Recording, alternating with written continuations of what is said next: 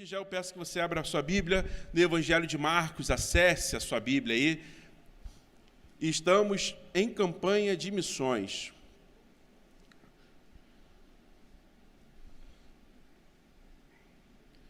Interessante que quantas vezes falamos assim, mês de missões, né? E principalmente missionários, missionárias, promotores, eles tentam lembrar-nos que é ruim falar desse jeito, mês de missões. Porque a gente está em missão. Nós estamos em mês de campanha em prol de missões. Nesse caso, mais especificamente de missões mundiais. Mas se há algo que a gente não pode esquecer, se há algo que a gente não pode perder, é o fio da meada da nossa vida, que é missão. Nós estamos em missão. Vamos completar essa missão. Quero convidá-lo a abrir, como já falei, no Evangelho de Marcos, capítulo 5. Vamos ler agora, inicialmente, os versículos 18, 19 e 20. Queremos meditar especificamente no dia de hoje sobre transformados pela missão, na missão e em missão. Marcos, capítulo 5, versículo 18, diz assim: Quando Jesus entrava no barco, o homem que tinha sido possuído por demônios implorou para ir com ele. Jesus, porém, não permitiu e disse: Volte para sua casa e para a sua família e conte-lhes tudo o que o Senhor fez por você e como ele foi misericordioso. Então o homem partiu e começou a anunciar pela região das 10 cidades quanto Jesus havia feito por ele, e todos se admiravam do que ele dizia. Amém? Vamos orar mais uma vez? Pai querido, a sua palavra foi lida, está sendo pregada, e confiamos no poder do teu Santo Espírito, que vai além das palavras de quem está aqui. Teu Espírito pode sim ministrar aos corações, e é Ele quem modifica as vidas com o poder do Evangelho. E é por isso que clamamos e é nisso que acreditamos. Pelo teu nome, Jesus, oramos. Amém. Vamos completar a missão. Essa é a temática central dessa campanha. E o que isso tem a ver com esse texto que nós lemos? Nós acabamos de ler sobre um homem que foi transformado por Jesus e insiste para continuar com Jesus. E Jesus fala assim: não, você não vai ficar comigo. Você não vai continuar comigo, não. Volta para sua casa, para sua família, e conte o que aconteceu com você. E esse homem vai e faz além do que Jesus ordenou a ele. Ele conta não só para sua família, mas no que era conhecida como Decápolis, as 10 cidades. Ele sai falando com quem ele encontra sobre como aquele homem, na época chamado Jesus, não tão conhecido naquela região, mudou a vida dele. Interessante que a gente já começa aqui interpelando algo em nossa mente. Primeiro, como é que pode Jesus falar para alguém não continuar com ele? Como é que Jesus pode negar um pedido desse? Entenda que aquele homem teve uma experiência tão radical e tão profunda, uma transformação pela missão de Jesus tão profunda, que ele quer continuar com aquele que o transformou. E quando ele pede a permissão para continuar com Jesus, é a permissão para estar andando junto com ele. Jesus não deixa. Imaginei você recebendo o não de Jesus. Quanta pirraça que a gente já faz, né? Quando a gente recebe os nãos aí de Deus. E esse homem recebe um não de Jesus. Não. Volta para sua casa. E aquele homem que não tinha formação em evangelismo. Aquele homem não tinha frequentado nenhum EBD. Aquele homem não tinha tido nenhum curso de oratória. Aquele homem não teve a oportunidade de fazer um seminário. Aquele homem sequer teve uma oportunidade de ir no culto e escutar uma pregação. Ele obedece. E o que ele faz? Ele conta o que aconteceu com ele. Olha aí. De forma tremenda, nós temos algo acontecendo desse tipo antes da descida do Espírito Santo, derramado lá no Pentecostes. Você não tem a ousadia desse homem, movida pelo Espírito de Deus, como tiveram os apóstolos. Esse homem, impelido pela sua transformação, sai e faz o que Jesus mandou. Ele obedece. Já começamos aqui, com um transformado pela missão. O resultado disso a gente vai chegar daqui a pouco. Mas então, a gente precisa entender um pouco melhor que essa situação com esse homem que foi liberto por Jesus é algo que acontece um pouco depois de outras situações importantes para a gente entender esse texto. E para a gente ver que quando a gente cita missão, não pode, não cabe num mês. Não pode, não cabe no seu orçamento. Não pode e não cabe nem no tempo que você tira para achar que fazer missões. Porque há de se confundir propositadamente vida e missão. Não há como ir fazer missão. Está junto. E eu convido a gente pensar um pouco na história que antecede essa situação. Para você entender, essa história é narrada lá em Marcos, capítulo 4 e 5, que nós já estamos aqui, mas também é narrada em Lucas 8 e Mateus 8. Essas duas situações que nós vamos contar. Jesus, antes de chegar naquele local, ele está ensinando, como sempre, onde ele vai. Ele está na Galileia, na região onde ele é muito conhecido já. Onde ele passa, as pessoas levam enfermos, levam pessoas possessas. Aonde ele vai, ele está ensinando. E em um determinado momento, lá no capítulo 4, versículo 35, se puder projetar, por favor, eu queria que você acompanhasse esse primeiro versículo aqui, desse nosso primeiro trecho, capítulo 4, versículo 35. Jesus fala o seguinte: ao anoitecer, Jesus disse a seus discípulos: vamos atravessar para o outro lado do mar. Com ele a bordo, partiram e deixaram a multidão para trás, embora outros barcos os seguissem. A primeira parte, o que Jesus faz? Está lá, está acontecendo, Jesus está curando, Jesus está ensinando, e ele vira para os seus discípulos, está no cair da tarde, ou seja, começando a anoitecer, ele fala: vamos para o outro lado do mar. Esse mar é o mar da Galileia, que na verdade não é um mar, é um grande lago, mas vamos chamar de mar aqui porque é mais fácil. E ele fala: vamos para outra margem. O importante dizer que quando Jesus fala aqui, vamos para outra margem, no contexto bíblico, nunca era uma região muito perto. Geralmente era uma região, se ele tivesse numa região onde tinha judeu, ele ia para uma região onde tinha gentios, não judeus. E se ele estava em uma região em que tinha não-judeus, ele ia para a região onde tinha judeus. Então, essa ideia de atravessar para outra margem significa ir de propósito, naquele caso, para um território estrangeiro. Um território não tido como terra santa. E eles vão. É assim que Jesus entra no barco, os discípulos também, eles começam a viagem.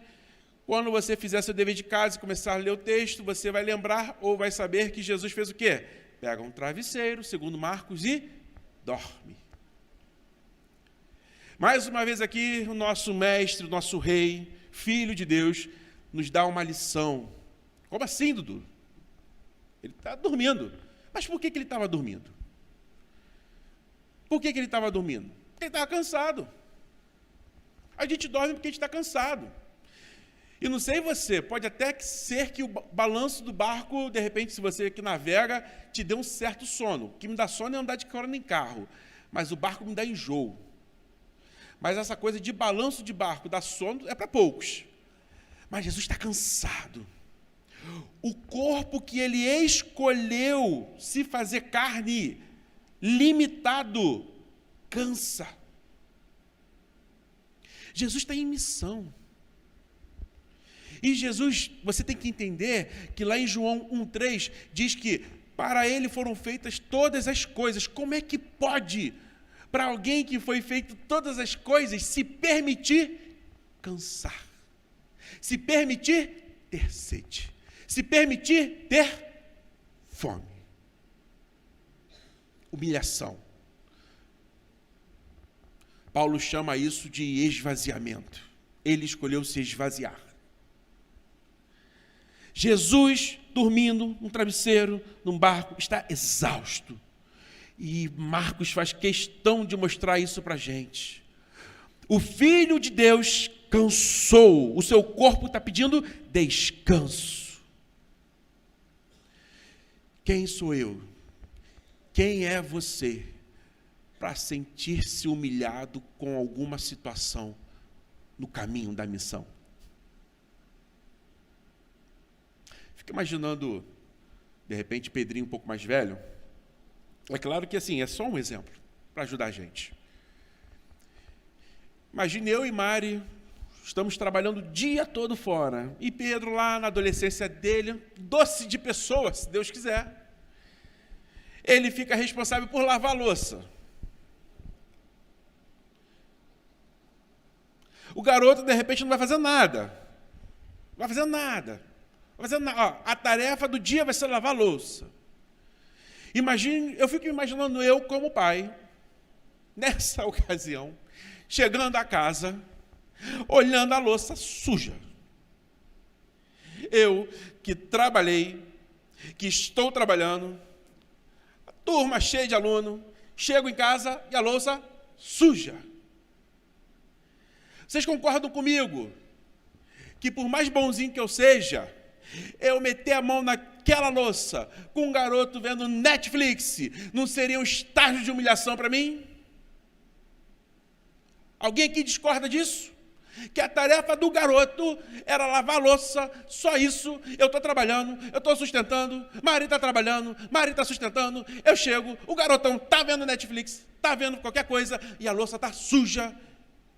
Qualquer pai aqui diria o seguinte: manda o garoto, desliga a televisão e vai fazer a sua tarefa. Quem é pai, que é mãe aqui, está com o coração doendo, imaginando a situação, ainda mais pai e mãe de adolescente. Pode escrever. Porque sabe que vai se sentir humilhado numa situação dessa, enfurecido. Como é que pode? Você se sentiu humilhado? Bom, Jesus escolheu habitar num corpo que cansa, que tinha sede e que tinha fome, por tua causa, por minha causa, porque ele tinha que completar a missão. Pronto, falei. Se você acha que a história que eu contei causa um pouco de fúria, você entende agora o que é realmente falar que a tua bondade me seguirá. Porque diante de nossas mazelas, nenhum outro podia fazer o que nosso mestre fez. E Jesus agora tão cansado está, que de repente começa a vir uma tempestade. E não era incomum ter tempestades naquele lugar. O mar da Galileia, que assim chamamos, ele está abaixo do nível do mar. Então, ele tem todas as condições para, de repente, começar uma tempestade do nada. Mas do nada ela começa e do nada ela passa. É característica da região. Então, primeiramente, vem o vento, vem as ondas, e começa para lá e para cá. Os discípulos, entre eles, nós tínhamos o quê? Pescadores, marinheiros experientes, sabiam do lugar, sabiam do manejo. Ali não tinha gente de primeira viagem. Ali tinha gente que sabia o que era passar uma tempestade naquela região. Então, se o texto diz que eles começam a ficar com medo porque a água está entrando no barco, é porque tinha razão para ter medo. Tinha razão para ter medo. Só que nesse ponto já tem água entrando no barco. E Jesus está fazendo o quê? Dormindo. Mais uma vez. Cansado.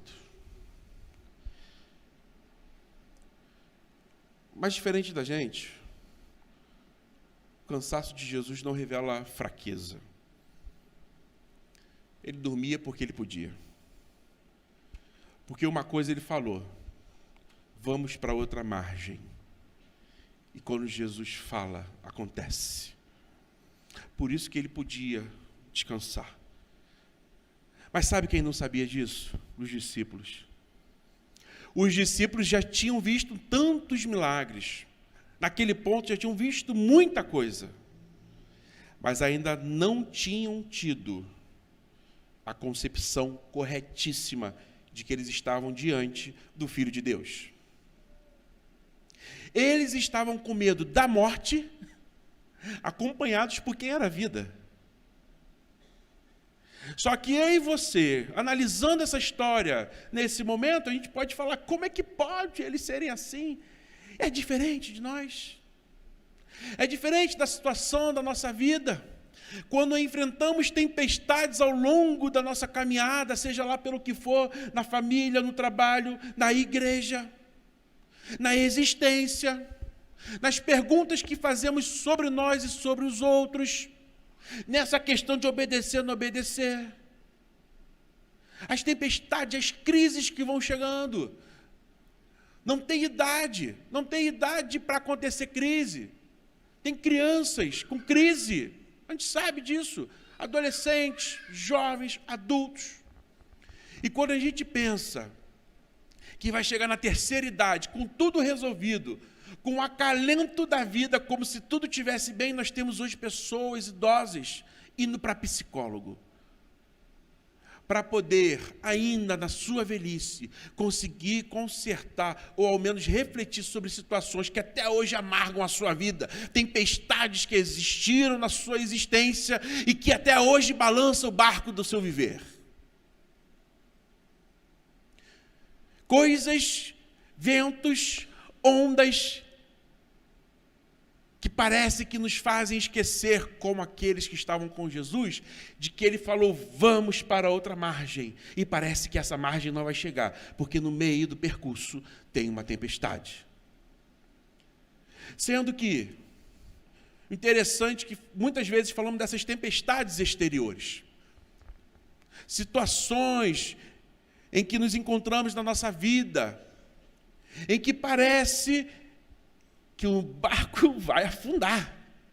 A gente já começa a olhar para o barco e começa a ver água. E a gente olha para Deus. Jesus está ali, Deus. Quantas vezes você não orou? Com muito respeito, né? Mas orou quase como se falando assim, Deus, vai acordar não? Parece que o senhor está dormindo. Eu sei que o senhor não dorme, mas parece que o senhor está dormindo. Deus, está acontecendo isso comigo. O senhor não está vendo? Minha reputação. Teve gente que falou contra mim, eu sou inocente. O senhor não está vendo? Quantas vezes somos nós que, como aqueles discípulos, não vamos lá, mestre, como é que o senhor está dormindo? Por acaso não está vendo que a gente vai morrer? E Jesus acorda. E o que Jesus faz? Ele acalma? Não. Ele vira primeiro para os discípulos e fala, homens de pequena fé, que no original tem a ver com homens de fé falha, homens de fé insuficiente, por que vocês estão com medo? Depois de ele acalmar as tempestades internas de seus discípulos, ele vira para o vento e vira para o mar e fala, fique quieto, e tudo se acalma. O problema é que muitas vezes nós queremos que Jesus, sim, venha em nosso socorro e acalme todas as tempestades externas. E esquecemos de nos dar conta que dentro de nós explode muita coisa. Que o nosso barco interno, os nossos sentimentos, nossas crises estão lá. E parece que, na verdade, tudo ao redor está ruim, mas a gente não percebe que nós estamos fora do lugar. Que nós estamos balançando, que no nosso barco interno está entrando água. Eu vou afundar. eu vou afundar. Só que a gente sempre coloca a culpa no externo, a gente sempre coloca a culpa no outro. No outro que provocou uma situação, naquela pessoa que provocou a situação, naquela situação que provocou isso em mim. Mas quantos de nós temos coragem de escutar de Jesus, você está sem fé. Sua fé é falha. Sua fé é falha. Antes de acalmar a tempestade externa, Jesus acalma e orienta o coração dos seus discípulos. Na nossa caminhada com Jesus, se a gente aceita estar em missão com Ele, acontece a mesma coisa aqui. Aconteceu com os discípulos. A gente tem que estar disposto a ouvir de Jesus algumas lições em que Ele vai virar para a gente, vai falar assim, por que essa fé tua está falha? Porque assim, meme com Jesus pegando gente no colo, foto na internet com Jesus acalmando a mão, tudo bem, mas ninguém coloca a foto de Jesus virando para os discípulos e falando que a fé deles é falha. Porque isso não pega. Chamar a atenção não está na moda. Chamar a atenção não é coisa boa, não se propaga. Jesus, antes de virar para a natureza que está aqui na mão dele, vira para aqueles discípulos, que ele não arromba a porta do coração e fala assim, por que vocês estão com medo, homens de fé falha? Quando estamos na missão, entenda que somos transformados na missão, durante a missão. Porque é o tempo todo aprendendo. É o tempo todo sendo confrontado por aquele perfeito, que é Jesus de Nazaré. Então, quem não tem condições de escutar e de ter, de vez em quando, sua orelha puxada, não pode estar na missão. Porque quem está na missão é transformado na missão, estando lá misturado. Mas não é transformado pelos livros que lê, não é transformado pelas pregações que ouve, é transformado por Jesus de Nazaré, através do seu Espírito Santo, na convivência com Ele, na busca dEle. Confundimos achando que a nossa busca tem que ser cada vez ler mais coisas sobre Deus. Mas imagina você querendo ter um pouco mais de intimidade com a sua mãe. Vamos colocar aqui. Sei lá, estou grande, eu quero ter mais intimidade com minha mãe, eu acho que meu relacionamento com ela não está tão legal. Vou começar a perguntar às pessoas como é minha mãe. Fulano, o que você acha da minha mãe? Me conta aí, como é que eu faço para conversar com ela? Não seria estranho? Muitas vezes nós vamos atrás de vídeos, de revistas, de livros que falam sobre relacionamento com Deus, sobre relacionamento com Jesus, porque essas coisas fazem o tempo passar e o nosso coração acha que está tudo bem.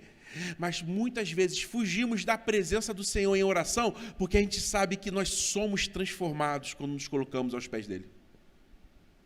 E tem coisa que a gente não quer largar, tem medo que a gente não quer deixar de ter, tem medo que é amuleto, tem medo que eu quero carregar para a vida toda, porque a partir do momento que eu for confrontado e mudar esse medo, eu sei que vai ser diferente a minha vida.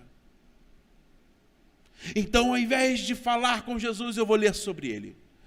Ao invés de estar no barco com Jesus, mesmo na tempestade, eu prefiro ficar sabendo depois como é que foi a história. Se rolar o filme então no Prime, melhor ainda.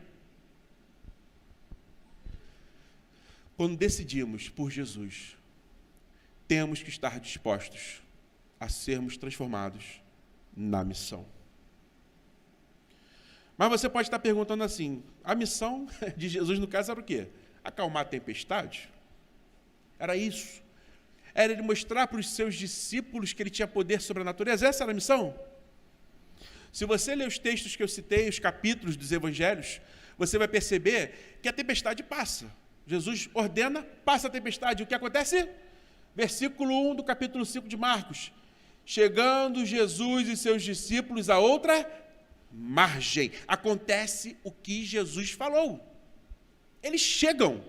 Porque, como eu disse, quando você está no barco com Jesus e ele falou, vamos para outra margem, o barco vai chegar na margem.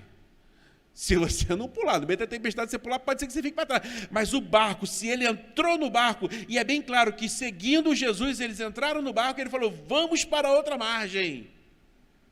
E isso acontece porque assim, a palavra de Jesus em realidade é 100%.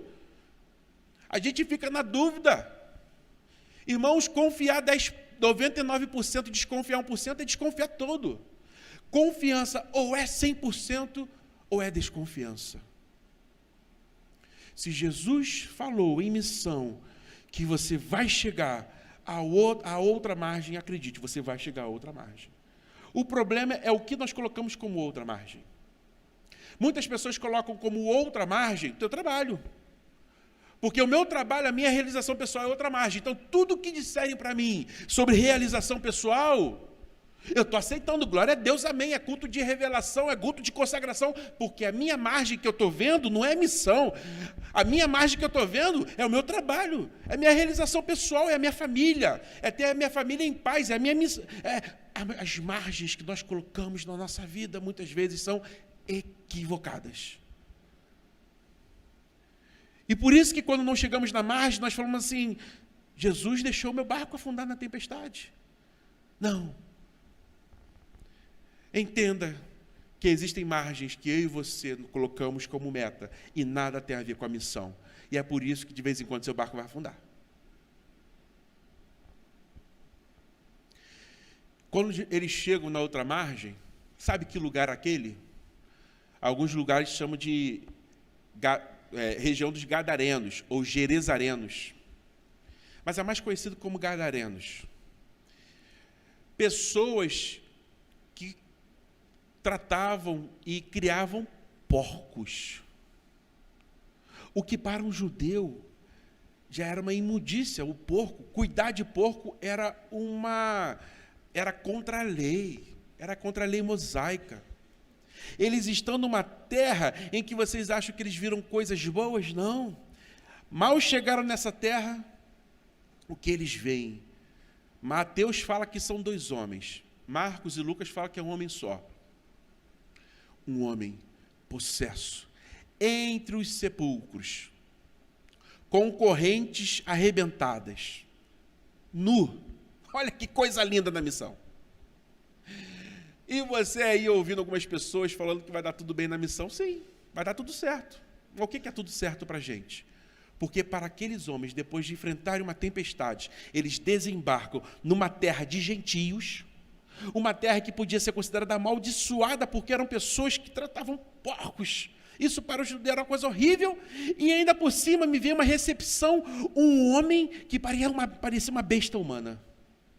Você tem noção do que é alguém que as correntes não conseguem prender? Você imagina o nível, a situação corpórea de uma pessoa assim? E essa é a comitiva de recepção dos discípulos. Mais uma vez eu digo, se está em missão com Cristo, você é transformado durante a missão, porque você chega lá e fala, para que eu vim para esse lugar? E isso tem a ver justamente com a história que nós lemos. O homem chega, se prostra. Os demônios falam para Jesus, aquele homem possesso, os demônios falam, você veio perturbar a gente, filho de Deus, veio perturbar a gente antes da hora. Jesus ordena que eles saiam daquele homem. De imediato eles não fazem. E Jesus pergunta o nome. E tomando conta daquela mente, os espíritos imundos falam, nós somos uma legião. Uma legião era uma unidade de 6.000 soldados do exército romano. É claro que eles não estavam preocupados em si com o número, mas eles queriam falar o seguinte, eram muitos. E outra coisa, por onde essa legião romana passava, não era cultivado a agricultura. Você não tinha uma festa, um circo na cidade. A legião romana, quando era convocada, por onde ela passava, ela destruía. Ou seja, legião não era só questão de quantidade, mas eles sabiam o poder que tinham sobre aquele homem. E o poder é tão grande que quando Jesus permite que eles saiam dali e vão para os porcos, aqueles milhares de porcos não aguentam. Todos eles, olha só, todos esses espíritos imundos estavam nesse homem. E saem para os porcos. E você sabe a história? esses porcos se precipitam no mar da Galileia.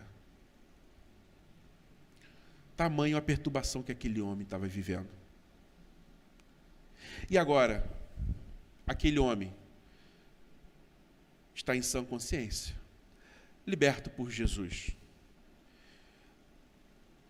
Agora ele passa a estar vestido. E as pessoas que viram aqueles porcos se jogarem no mar, saem correndo, falam pela cidade, trazem mais pessoas. E as pessoas chegam naquele lugar. E quando vem aquele homem limpo, são, consciente, aquele homem que antes não tinha corrente que segurava, eles não dão glória a Deus. Eles não falam, que bom, a gente nem acreditava mais nesse homem, não. Eles ficam tão aterrorizados com aquela situação e sentem mais pena dos porcos do que daquele homem. E eles pedem para Jesus sair daquela região. E é nessa situação que Jesus vai embarcar novamente do barco, lá, né? Vai embarcar no barco. E Jesus, ao entrar no barco, aquele homem vira e fala, mestre, deixa eu ir contigo. É nessa situação e que Jesus não deixa ele ir. Imagina você, discípulo de Jesus. Jesus está cansado, os discípulos também. Você sai de uma margem, sabe que você vai para um lugar gentio, passa por uma tempestade que você vê a face da morte. É chamada a atenção no meio do caminho por Jesus. Chega em um lugar em que não é muito agradável, tem uma recepção calorosa de um endemoniado. Você acha que depois disso vai ser festa, mas não. Depois disso, temos um convidado especial. Ele não falta, não. Depois disso, eles têm que sair daquele lugar. Eu e você, o que nós pensaríamos disso tudo? Todas essas dificuldades, tudo isso acontecendo. Qual é o saldo dessa viagem? Qual é o saldo dessa viagem? Qual é o saldo de passar por uma tempestade, enfrentar o horror da face da morte, chegar num lugar horrível, considerado imundo? E detalhe, que momento que eles chegaram nesse lugar? Foi de dia? Eles saíram da outra margem o quê? Estava anoitecendo. Então imagina você chegar num lugar considerado imundo, e ainda por cima ser recebido por um endemoniado entre os sepulcros. Nossa, coisa linda. E você sai dali, qual é o saldo da sua viagem? Uma pessoa. Uma pessoa. Você entende que o saldo da viagem foi uma vida? Acaso eu ou você não perguntaríamos para Jesus se o planejamento estratégico dele, do departamento de missões, estava falhando? Seja sincero. Uma pessoa. Jesus faz os seus discípulos passarem por tudo aquilo por causa de uma pessoa. Não, mas foi para eles verem o poder dele. Isso aconteceu. Mas Jesus não veio para acalmar a tempestade, Jesus veio para salvar. Então, qual é o saldo da missão? Uma pessoa. Ah, mas depois ele saiu evangelizando. Não. Você está lá junto com Jesus. Qual é o saldo da viagem? Uma pessoa. A matemática de Deus não é a nossa matemática. Em Lucas 15, Jesus conta 3 parábolas. Eu vou começar de baixo para cima. Jesus termina falando a terceira parábola, conhecida como filho pródigo, em que um pai que tem 2 filhos, um abandona, vai, se arrepende, volta, e o pai recebe ele de volta. O pai estava esperando ele voltar. Jesus conta essa história e nós não temos tempo para isso hoje. Na outra história, fala de uma mulher que tinha 10 moedas e perde uma moeda. E de tanto valor que aquela moeda tinha para ela, ela caça, ela varre e acha essa moeda. se esforça para achar e dá uma festa. Gasta a moeda toda. E em outra história, Jesus conta que um pastor cuidou o dia inteiro de 100 ovelhas. E ao final do dia, ou seja, ele já estava cansado, esse pastor viu que uma ovelha tinha se extraviado. O que ele faz? Ele deixa as ovelhas seguras e depois de um dia inteiro de trabalho, volta e vai à procura dessa ovelha. Procura até encontrá-la. E quando a encontra, traz ela nos seus braços, chegando, dá uma festa. Deve ter gastado a moeda da senhora também lá que achou. Enfim, a matemática de Deus é o seguinte: a gente vai ficar pensando, se a gente perde metade, igual aquele pai perdeu, a gente vai atrás. Perder 10 em meio, 1 em meio a 10 é 10%, a gente vai atrás. Mas a ovelha, perder 1 em meio a 100, não sei se eu iria atrás, não. É porque a minha matemática e a sua matemática não é igual a de Deus. Ele quer tudo, ele quer todos. Se perdeu metade, ele quer tudo. Se perdeu 10%, ele quer tudo. Se ele perdeu 1 em meio a 100, ele quer tudo. Se tiver que fazer os meus discípulos passar por uma tempestade e chegar do outro lado para salvar uma pessoa, nós vamos. E eles foram. Porque a matemática de Deus não é a sua. Isso é forte quando você pensa o seguinte: o que isso tem a ver comigo? Porque quando Jesus estava na cruz, ele estava pensando em você. Não era só a humanidade, era você. Porque ele te vê individualmente. A missão dele é por vidas. E ele veio para que ninguém se perdesse. E ele era o único que podia fazer isso.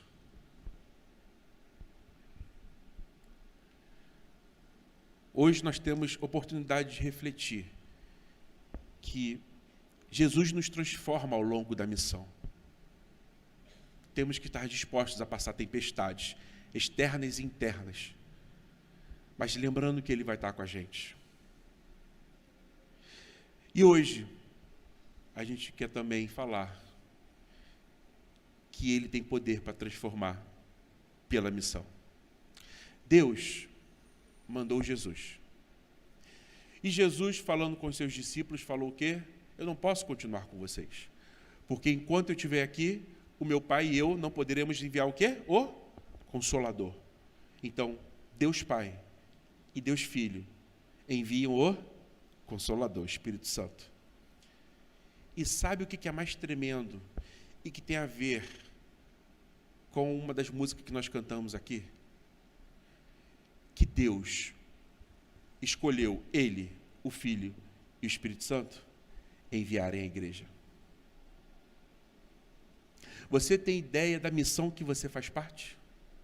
Em que todo mundo que até agora está nessa missão foi perfeito. Todo mundo até agora que compõe essa missão foi perfeito. Deus enviou Jesus. Deus e Jesus enviaram o Espírito Santo. E os três enviaram até agora a igreja. E ela só está de pé por causa disso. Porque a missão é de Deus. E Ele escolheu compartilhar com a gente. Quero continuar refletindo com você em oração agora. Se você começou a entender que não há como desvencilhar a vida da missão. Se a margem para você é o seu trabalho, a sua família, pode ser que você não chegue do outro lado.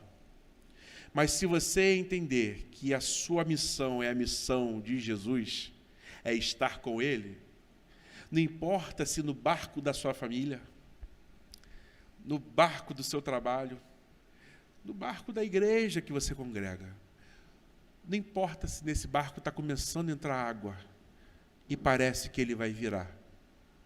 Se Ele disse passar para outra margem, nós vamos chegar lá. Vamos orar por isso? Reflete sobre isso um pouco. Em que estágio que você está?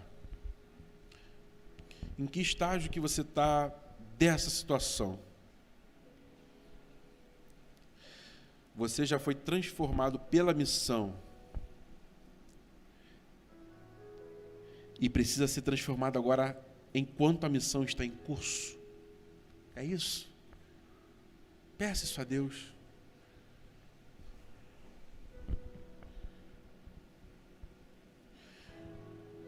Eu tenho um último convite para fazer, mas vou fazer depois de cantar. Enquanto você está orando, os músicos já sobem aqui, daqui a pouco a gente vai cantar, mas ora a Deus nesse momento.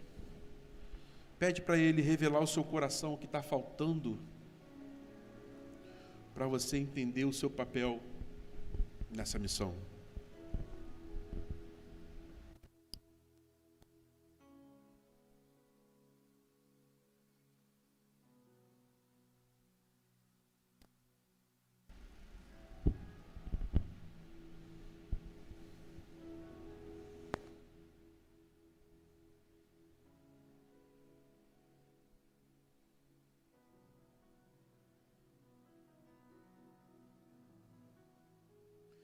O primeiro convite que eu quero fazer nessa noite é a você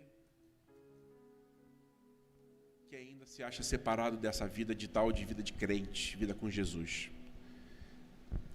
A você que ouviu aqui uma história de que Jesus atravessou um lago, fez seus discípulos enfrentarem tempestades para alcançar uma vida.